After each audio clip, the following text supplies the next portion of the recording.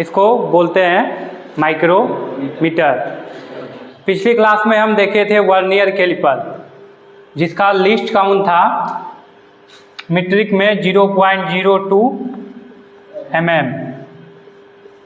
ये vernier caliper का list count होता है, लेकिन ये जो माइक्रोमीटर है उससे भी ज़्यादा प्रिसीजन है, उससे भी ज़्यादा सूक्ष्मता से माप ले सकता है।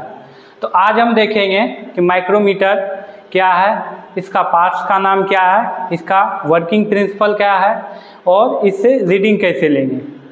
ठीक है, तो सबसे पहले देख लेते हैं इसका पार्ट्स का नाम। तो ये जो आप देख रहे हैं पूरे को हम बोलते हैं माइक्रोमीटर। इसमें आप देखिए लिखा हुआ है 0 to 25, यानी कि ये 0 से 25 mm तक के साइज का कोई भी जॉब होगा, ऑब्जेक्ट होगा, उसका मेजरमेंट ले सकता है। ठीक है, तो ये जो देख रहे हैं इसको बोलते हैं फ्रेम। आगे जो देख रहे हैं इसको बैरल बोलते हैं या स्लिप बोलते हैं, जिसके ऊपर आपका ग्रेजुएशन बना होता है। देखिए यहाँ पे mm में लिखा हुआ है 10 mm, 20 mm, 30 mm, 40 mm। इसके आगे जो देख रहे हैं इसको बोलते हैं हम लोग थिम्बल। थिम्बल को हम लोग घुमाते हैं, जब घुमाइएगा थिम्बल को तो इसका ग्रेजुएशन भी आगे पीछे होगा। इसके पीछे जो लगा है इसको बोलते हैं रेचेट स्टॉप, इसको बोलते हैं थिम्बल, इसको बोलते हैं स्लीव। ये जो आगे है इसको बोलते हैं स्पिंडल। ये ही जब हम घुमाते हैं इसको तो ये आगे पीछे हमारा होता है, इसको क्या बोलेंगे? स्पिंडल। इसको बोलते हैं एनव्हील। समझ में आ गया इसका पार्ट्स का नाम। तो रीडिंग लेने से पहले हम लोग ये सीखेंगे कि इसका वर्किंग प्रिंसिपल क्या है, क्योंकि हम लोग डायरेक्ट रीडिंग लेना सीखने लगते हैं तो हमको मालूम ही नहीं होता है ये काम कैसे करता है। तो आइए पहले बताते हैं इसका वर्किंग प्रिंसिपल। इसका जो वर्किंग प्रिंसिपल है ये नट और बोल्ट के सिद्धांत पे काम करता है। जब एक नट को पकड़िएगा, एक हाथ से बोल्ट को घुमाइएगा तो बोल्ट आगे पीछे जाएगा।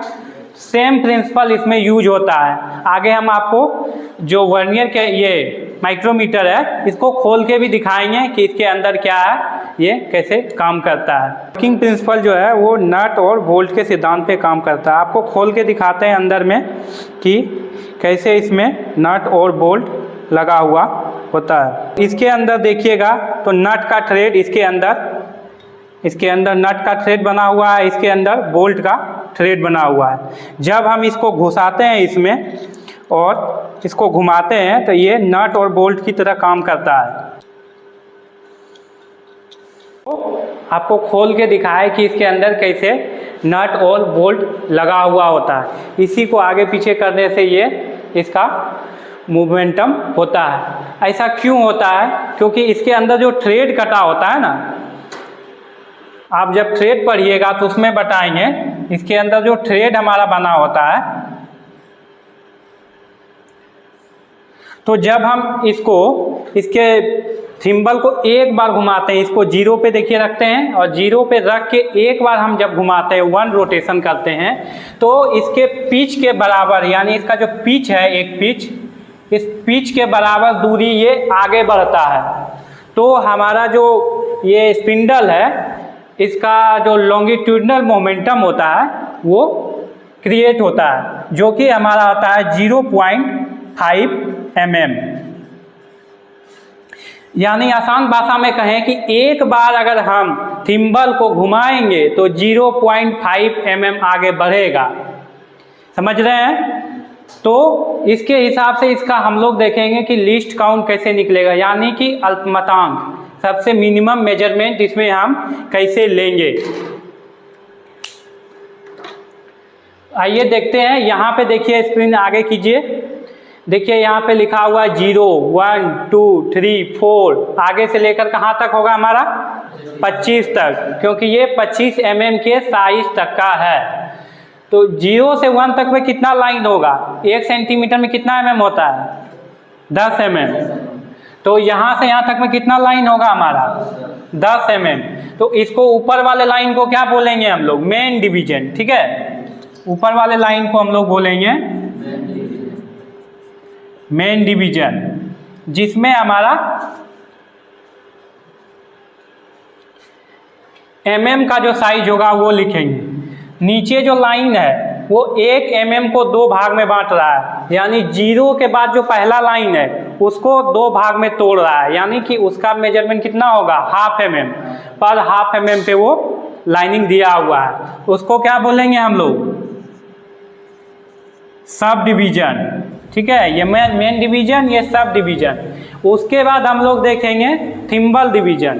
तो थिम्बल डिवीजन क्या करता है, अभी आपको बताया है कि 1 रोटेशन में 0.5 mm जाता है।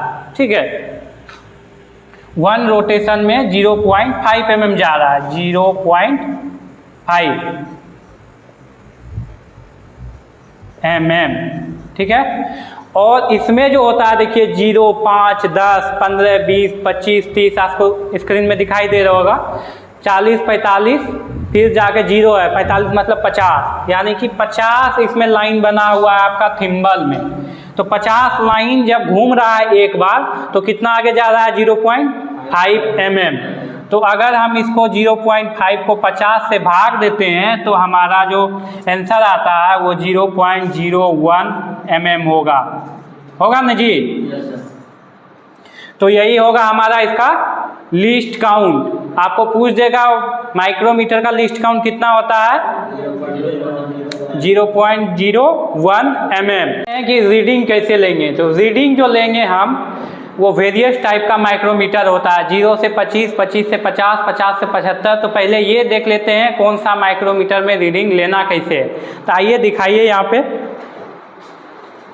तो ये देखिए सबसे पहले जो आपके सामने है ये 0 से 25 mm तक का है, यानी ये 0 से 25 तक लेंगे। इसके आगे देखिए ये इसमें लिखा हुआ है 25 से 50, यानी ये 25 से 50 mm तक का मेजरमेंट ले सकता है। इसमें देखिए 25 mm का एक एक्स्ट्रा स्टड भी दिया हुआ है। इसके आगे देखिए आप ये जो है इसमें लिखा हुआ है 50 से 75, यानी इसमें हम 50 से 75 mm तक का मेजरमेंट ले सकते हैं। तो लेंथ के अकॉर्डिंग अलग अलग माइक्रोमीटर होता है। इसके आगे देखिए ये है हमारा डिजिटल माइक्रोमीटर, इस पर भी लिखा हुआ है 0 से 25, यानी इसमें हम 0 से 25 तक का लेंगे। तो अभी फ़िलहाल हम पहले 0 से 25 तक का मेजरमेंट ले करके देखते हैं इसमें कि मेजरमेंट कैसे लेते हैं। उसके बाद आपको इसमें भी लाइव करके दिखाएंगे कि इसमें मेजरमेंट कैसे लिया जाता है। ठीक है, तो आइए स्क्रीन पे देखिए, जो चीज़ यहाँ पे है उसी को हम बड़ा करके यहाँ पे दिखाए हैं। तो ये समझ में आ रहा है आपको क्या है, क्या लिखा हुआ है जी? यहाँ से यहाँ कितना mm है? 10 mm है, 20 mm है। तो सबसे पहले हमको देखना है, क्या बताएं, मेन डिवीजन। मेन डिवीजन में यहाँ पे कितना दिख रहा है? 10 mm, 20 mm, 24, 25, 26 mm। तो यहाँ पे लिख देंगे 26 mm। ठीक है, सब डिवीजन में यहाँ निकला हुआ है ग्रेजुएशन है, तो कितना लेंगे? हमको मालूम है कि सब डिवीजन का मान 0.5 mm होता है, अभी बताए ना कि इसका आधा होता है। तो यहाँ पे कितना लेंगे? 0.5 mm। ठीक है, अब इसका काम खत्म हो गया। यहाँ तक ले लिए हम 26 mm था, सब डिवीजन में ½ mm था, तो ½ mm लेंगे। अगर नहीं रहता यहाँ पे ये यहाँ पे नहीं रहता तब हम नहीं लेते, तब इसमें क्या हो जाता? सब डिवीजन में 0 हो जाता। अगर दिख रहा है यहाँ पे तो हमको लेना है, नहीं दिख रहा है तो नहीं लेना। यहाँ पे दिख रहा था तो ले लिए। इसके बाद हम लोग देखेंगे यहाँ पे कौन सा लाइन, ये जो 0 लाइन है, बीच में जो लाइन देख रहे हैं इसी को 0 लाइन बोलते हैं, इसके साथ कौन सा मैच कर रहा है? तो 35 नंबर वाला लाइन जो थिम्बल का है वो मैच कर रहा है। तो यहाँ पे हम कितना लिखेंगे? 0.35। तो टोटल मेजरमेंट हमारा कितना हो जाएगा? 26.85 mm। इस तरह हम मेजरमेंट लेते हैं। अब आइए आपको इसमें भी मेजरमेंट ले करके दिखाई देते हैं। तो ये देखिए, ये है हमारा 0 से 25 का माइक्रोमीटर, जिसमें हम अभी आपको रीडिंग लेके दिखाएंगे। ये थिम्बल बोलते हैं इसको हम पीछे घुमा रहे हैं, कैप को मेजरमेंट करेंगे।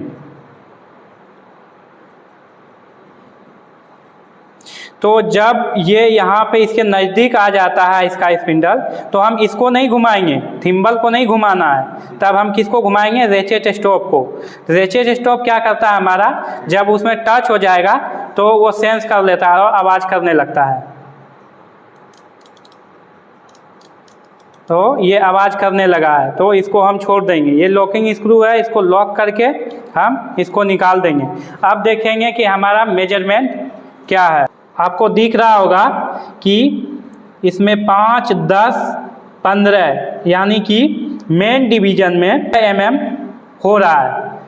मेन डिवीज़न में कितना हो रहा है?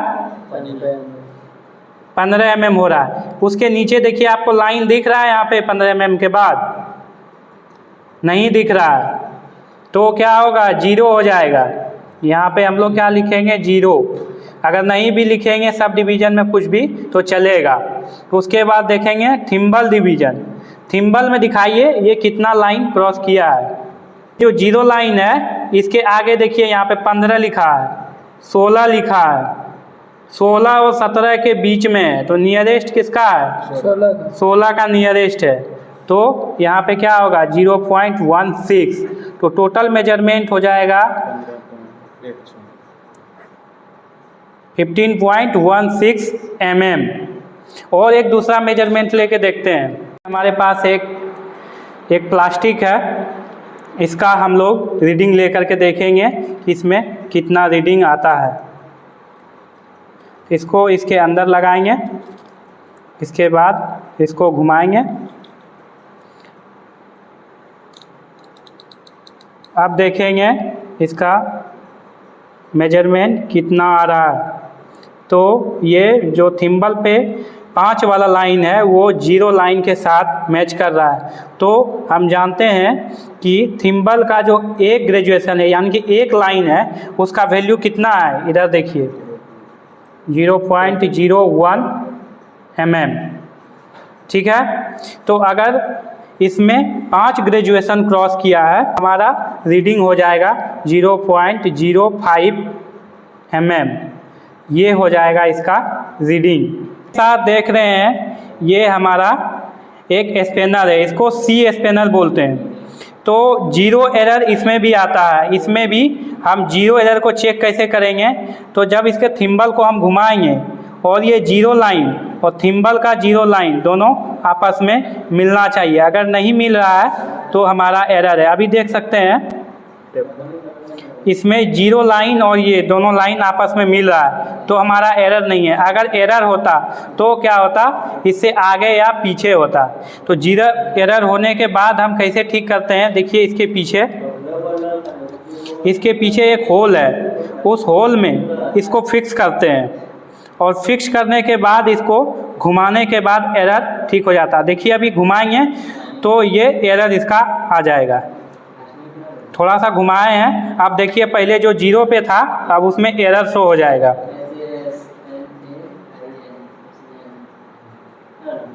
देखिए इसमें एरर शो हो गया।